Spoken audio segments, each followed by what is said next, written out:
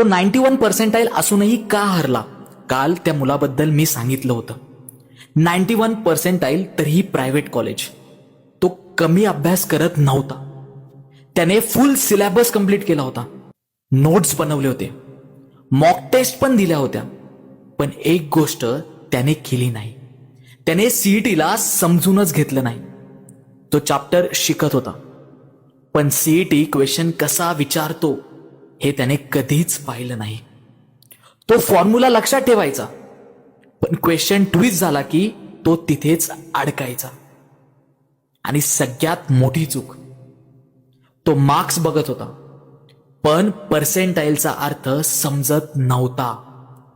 91% म्हणजे काय, तुझ्या पुढे किती स्टुडंट्स आहेत, कोणत्या कॉलेजला तू फिट बसतोस, त्याला काहीच माहीत नव्हतं.